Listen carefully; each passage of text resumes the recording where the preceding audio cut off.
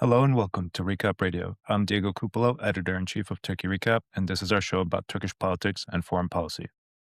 Listeners of this podcast will know Turkey's relationship with the European Union is complicated.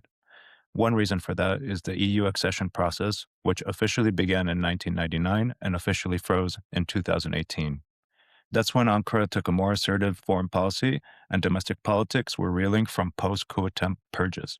Many of the people jailed then are still in jail today, including businessman Osman Kavala and former pro-Kurdish party co-chairs Selahattin Demirtas and Figen Yüksekdağ, despite multiple rulings from the European Court of Human Rights for their immediate release. For their part, Turkish officials and public figures often blame the stalled EU process on European bias against Turkey, anti-migrant sentiments, and strong opposition from Greece and the Republic of Cyprus, who have territorial disputes and historical baggage with Ankara. In the middle of all this is Nacho Sánchez Amor, the European Parliament's rapporteur on Turkey and longtime politician from Spain. As his title suggests, Amor writes annual reports on a wide range of developments in Turkey, including rule of law, democratic rights, economic activity, and foreign relations. He's drafting the 2026 report now, so I spoke to him about recent developments in Turkey and Syria, and also broader topics like migration management and how he views the Greek and Cypriot stance in the EU-Turkey framework. One quick note, this interview was recorded on January 28th, 2 days before the ceasefire agreement between Damascus and the Kurdish-led SDF in Syria, which is why we don't reference the agreement when we discuss Syria. Okay, let's get into it. Nacho Sánchez Amor, thanks for joining us. It's a pleasure. So let's start with Syria. Following recent clashes in Syria, what are the EU priorities there, and how does Turkey fit into it? Well, the EU priority has been expressed from the beginning of the change of the regime, is try to create a margin to examine the new setting of the power in Syria and to try to allow the country to exercise another kind of governance. And this is still the same situation. Regarding the situation in the north, I think first, we have to be aware of the humanitarian situation in Kobane. Because the first thing we have to be aware is the situation of the civilians. We are not talking only about militias or military personnel. We are talking about civilians being refugees in this city that needs in absolute needs of every help that could be offered by anyone, including the Syrian government. I heard about the opening of some corridors, and I really hope to have the opportunity to deliver some help to the civilians in the city. Regarding the clashes, I think it's unhappily during the 1 year there was no apparently possibilities to implement the agreement on the last March, and this is a worrying situation because if you don't have an agreement, you are coming back to the previous stage. That means to compete for the territory, and this is again to clash, and this is again to put this part of the country under duress and not having found the means. Both parts, and don't want to blame one or another, but it's an obligation to every interlocutor regarding the north of Syria to find a way to live together and to encounter the legal means to do so. We are very worried about the news regarding the release of some ISIS prisoners, even if the information is blurring, it's not clear about who is to blame for this situation. But this is very concerned. This is a big concern for the European Union and for the rest of the world, the releasing of these ISIS fighters. Yeah, and we're coming on the 10-year anniversary of the EU migration deal with Turkey.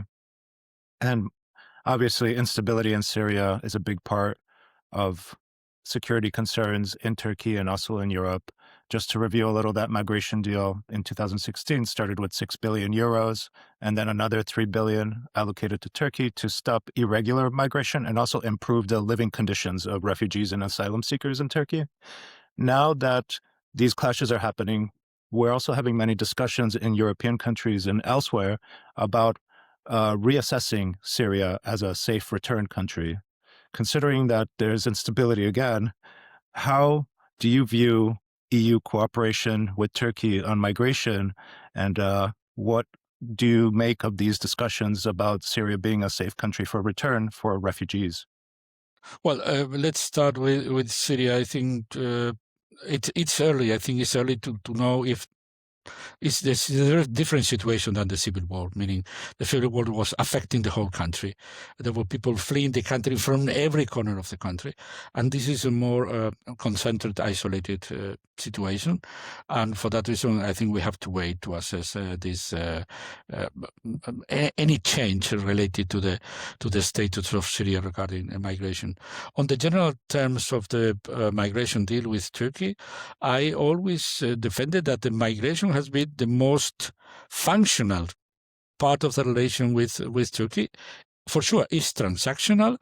For sure, they could be criticized, saying as part of the left said in Europe, you are externalizing your border and that kind of things. But at the same time, we did an effort with Turkey. First, Turkey has a very complicated situation, having this enormous amount of people in need. And this is the thing we have to recognize. Second, it's not true this idea that sometimes we heard about, we are putting money in the pockets of Erdogan, that kind of rationale. European Union is spending money for the needs of the refugees, mainly via NGOs, United Nations agencies. Some of the part of the money has been spent via Turkish authorities, because if you want to build a health center, it can be a health center isolated from the network of the health centers of the country. But I think we did very well, both parts, creating this framework. It's true that the framework has not been functional in the other side of the returns and the returns from Greece and so on. But regarding the situation of refugees, Syrian refugees mainly, inside Turkey, I think it has been functional. It's functioned. We spent money. The European Parliament always was ready to approve and to pass any extension of the funding, because the problem is still there. Now the things are becoming better in Syria, at least in the most part of the country, and this idea of allowing to go to the Syria and to come back is a good idea, because that means every Syrian citizen can assess if there are conditions to come back with the family. Maybe it has been used for young males or young men to examine in which condition are my village, in which condition is my former house, and I see this is a rational way to do. What we, from the very beginning, we were strongly against was this idea that was expressed in Turkey about creating big cities in the north and sending the people not being not having roots in this part of the country to, let's say, to colonize the north of the country. I think the return has to be in the condition of the United Nations, but the decision has to be the decision of the Syrian refugees, and to go wherever in the country they consider normally their own former villages or cities, they can reconstruct this life.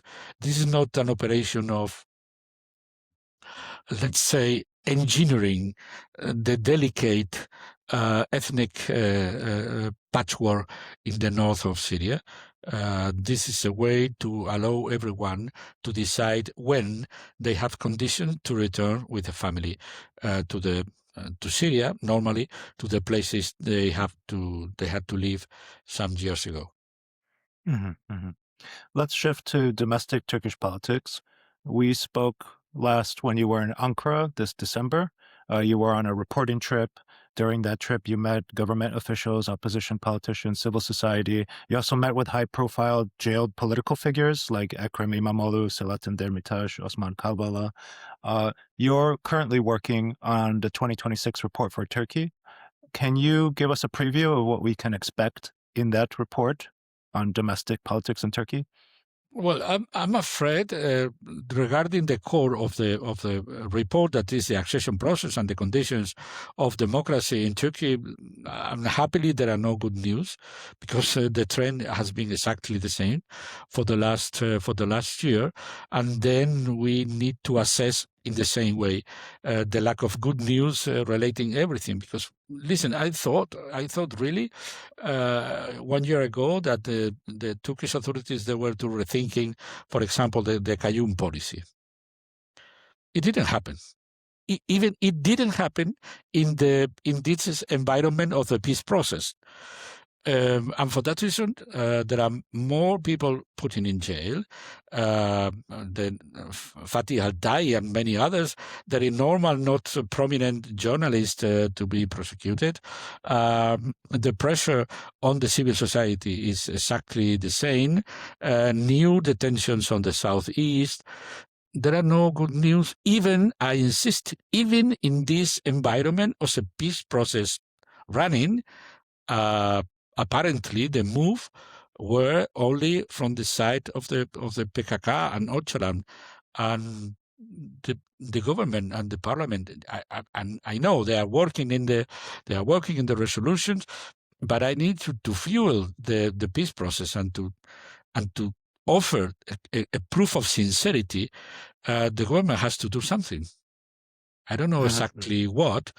I can recommend one way or another, but I think the process really needs a gesture from the power to be fueled, to be sustained. And what we need from the point of view of democracy, democratic backsliding, no good news. And for that reason, what happened lately, again, the diploma case with Imamoglu and many others, is a kind of reconfirming blatantly the authoritarian trend and the authoritarian way. And for that reason, inevitably, regarding the core of the report, that is a state of human rights and rule of law and democracy, the depiction is as it is, and that means there are apparently difficult conditions to think about resuming the accession process, even if, I have to say, it's important to say, I received some inputs from Demirtas and from Imamoglu that the European Union needs to think if reopening the accession talks could be useful to create some leverage on the government. I'm sure I'm taking into account these opinions, but my initial guess, without starting my negotiation with the other groups, is difficult to say that there are improvements regarding rule of law and that kind of things. And for that reason, this part of the report is going to be similar to the others. On the other side, there is the other part of the relation, the partnership. As you know, I have been more open in many aspects of the partnership. I think we can count with Turkey in security and defense. We need to talk, to continue talking about migration. We are favorable to start talking about the custom unions. We are perfectly okay with the visa liberalization if the government decided finally to send to the parliament some reforms that are lacking to meet the conditions of having visa liberalization. The parliament always defend to resume the high-level talks. It's a little bit cynical. I have a debate this morning with the foreign minister of Cyprus in the parliament, and I said that it's cynical to say we don't have the high-level talks, but everybody is coming to Ankara to talk, meaning the commissioners, the president of the commission, everybody is talking to Turkey in the highest level, but we maintain the idea that we don't have a high-level talks. Why not to resume the high-level talks? And this is the thing we always request from the Council in my report. Meaning, no progress in democracy means no progress in accessions, and a more diverse pictures in the other parts of the relation. But I have to say, my main request to the European Union is to be vocal on democracy and domestic situation in Turkey. This is a big thing that I have to tackle with in my report. The silence of the Commission regarding the domestic issues, the silence of the Council, the silence of the Member States is damaging the trust in the European Union, even in the pro-European, pro-democratic society in Turkey. And this is a big gap. And it can be only myself as a rapporteur or only the Parliament defending the civil society, defending the prisoners, defending the political parties in the opposition. Is tiring and continue doing, but I would like to have other voices from the European Union pointing that there is a problem with a neighbor and with a partner, and not hiding and not simply avoiding any kind of criticism. I always said that having been and being very critical with Turkey, I always encounter a very kind answer from the authorities, and I have been able to meet everyone there, and I always have been well received, and that means something, meaning we can't dismiss the fact that the Turkish authorities and the Turkish state even is meeting with a very critical person like myself, but that means there is a way to meet with the Turkish authorities without avoiding the more difficult issues that we have. And what I'm asking to the Commission and the High Representative and the External Service is to engage with Turkey also in the other part of the agenda related to human rights and rule of law. As you say in Turkey, it's there is a say that I would like to recall is dost aci soiler, meaning your friends sometimes they have to say to you plainly the things they think about yourself and about the relation. Then I take this say as a motto. Dos aci soiler. Thank you for that. I'm wondering, especially if you can help me understand how EU officials that are dealing with Turkey from different states, different bodies in the government, how they balance what you're describing here, because accession is a criteria-based process. At the same time, there's urgent security needs, there's migration, there's the Ukraine-Russia war, there's also the supply chain considerations. Are Turkish domestic politics getting pushed aside in a moment of greater urgency for the cooperation on the defense and security? No, it's on the contrary. And this is a risk to be assessed by Turkey. As I said, when the more you are depicted and treated as a partner, the less you are treated as a candidate country. Meaning, I talked to the new ambassador in Ankara, to the new ambassador to the European Union. Ambassador, be very careful. You are going to receive many people saying you are an excellent, important partner. Implying, but forget about it. My position is as follows.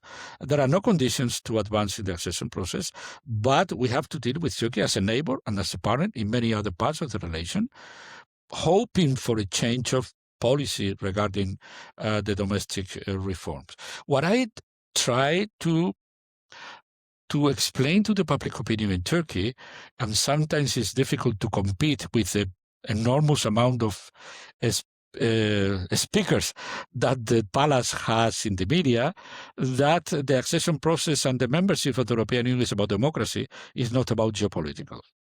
Now, the Minister of Foreign Affairs, Mr. Fidan, came out with this idea lately, a couple of days ago, about no, the European Union is not interested in Turkey because they are conducting a kind of identity policy. It's not true. The problems about the membership are not related to the religion or identity. We have 25 million Muslims in Europe, and we never question if Spain is as Catholic as it was some centuries ago. Meaning, religion is not a factor. Could be others, but I never heard in my tenure as a rapporteur a lot of discussion about we have a problem with Turkey because religions or because identity or because history. No. Nobody needs to talk about religions when in the first stage of the question is the democracy. Maybe if there is a real change in the country, and it's becoming more reformist and more close to democratic standard, maybe that kind of rationale could appear. But now nobody needs to talk about identity because simply there is no conditions to advance because democracy. And then to say to the public opinion, no, the European Union is approaching Turkey with an identity approach is not true. It's simply not true. The question and the difficulty is related to democracy. And only when this first barrier is overcome is when other rationale could appear. I don't deny there are many extreme right parties in the European Union and the European Parliament with Islamophobic agenda.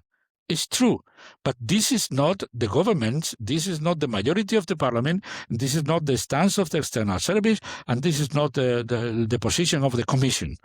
Meaning, it's true there are some Islamophobic trends in European politics, but in any way, any government or European institution has expressed never that the problem with, in the last 20 years at least, that the problem with Turkey is about identity.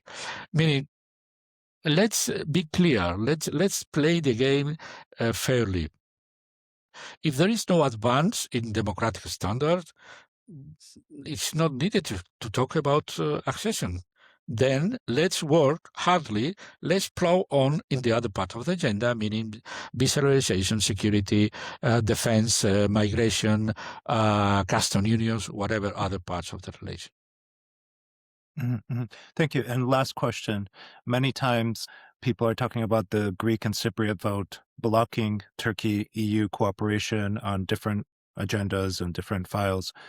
How do you view Greek and Cypriot stances, and what do you think must be done to remove roadblocks for more cooperation between EU and Turkey? Listen, we had this very morning session with the Foreign Affairs Minister of Cyprus and the Deputy Minister of European Affairs, and what I noticed, not only in the paper, in the program of the presidency, look, when there is a few mentions of Turkey in the program of the Cypriot presidency, but they say Turkey is a candidate country.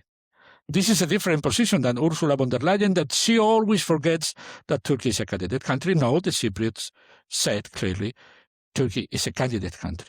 Even they didn't mention in the program the fact that the accession process is in a standstill. They have been very objective and very kind not to mention this part of the thing. Turkey is a candidate country, and they didn't mention the fact that the accession process is completely stalled. And this is a thing to take into account. Of course, they are representing the European Union. To be president of the Council is not a bilateral thing, and I think they convey to the Turkish authorities some invitations to come to some gatherings in the scope of the Cypriot presidency. But at the end, we have a big difference. Is the core of the problem. Our position is to stand for the United Nations framework, and the late position of the Turkish president is the two-state solution. This is a big problem, and then we have to be realistic. Maybe we can encounter some imaginative way to deal with custom unions, but some gestures from Turkey has to be expected, because if not, the current political framework in the relation, it's stated in the Council conclusions on April 24, is related to Turkey. It's related to Cyprus, sorry.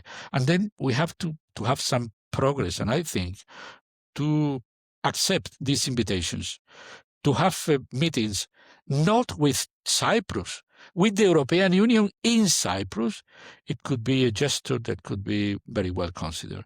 And I think the stance of President Erdogan with the new president of the Turkish community in Cyprus, it was very, very clever. It's contrary to Mr. Baceli. I think President Erdogan understood the things better, and now the fact that the new ruler of the community is more moderate, more open to some kind of diplomatic solution is a good